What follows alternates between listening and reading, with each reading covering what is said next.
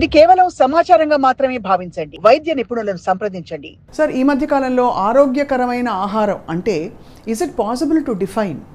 ఆరోగ్యకరమైన ఆహారం అనేది కొంతవరకు డిఫికల్ట్ టు డిఫైన్, కానీ చాలా వరకు ఎలా ఉంటుందంటే fresh fruits, fresh vegetables limited క్వాంటిటీలో, హై ప్రోటీనేషియస్ డైట్స్ అంటే నట్స్ కానీ, జనరల్లీ ఏం చెప్తూ ఉంటామంటే ఈ పిస్తా బాదం అన్ని about 20 nuts a day is desirable. 15 to 20 nuts తీసుకుంటే మనకు గుడ్ క్వాలిటీ ప్రోటీన్స్ వస్తూ ఉంటాయి.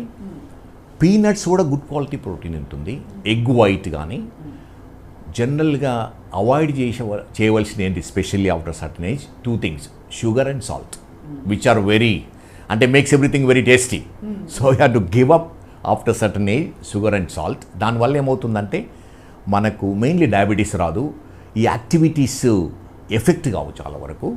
దాని నుంచి మనకు న్యూట్రిషియస్ డైట్ తీసుకోవడానికి వీలవుతుంది. Doctor KJ Reddy garu, what is the most common degenerative disease which comes with age, or అంటే ఆర్థోపెడిక్స్ పరిధిలోకి వచ్చేది సార్? కామన్ డీజనరేటివ్ డిసీజ్ అంటే knee joints. 80% of the Indian population నీసో ఎఫెక్ట్ అవుతున్నారు. మిగతా వాళ్ళు హిప్స్, షోల్డర్సు బిఫోర్ కోవిడ్. వేరే కంట్రీలో అయితే 50-50 హిప్ జాయింట్, నీ జాయింట్ ఈక్వల్గా ఎఫెక్ట్ అవుతుంది. నీ జాయింట్ మన దగ్గర ఎందుకు ఎఫెక్ట్ అవుతుందో ఎగ్జాక్ట్ రీజన్ ఎవరికి తెలియదు, కానీ మన డే టు డే యాక్టివిటీస్ అంటే మనము ఇండియన్ టాయిలెట్స్ వాడడము, మెట్లు ఎక్కువ దిగడం ఎక్కువ, కింద కూర్చోవడం అలవాటు వల్ల ప్రాబబుల్లీ ఈ నీ ఆర్థరైటిస్ రావడానికి అని one of the hypothesis. But exact reason ఎవరికి తెలియదు. ఒక ఇంపార్టెంట్ పాయింట్ ఏంటిదంటే ఎనీ జాయింట్, నీ జాయింట్ కానీ, హిప్ జాయింట్ కానీ, స్పైన్ కానీ, మెయిన్ జాయింట్లో న్యూట్రిషన్ ఉండదు, బ్లడ్ సప్లై ఉండదు.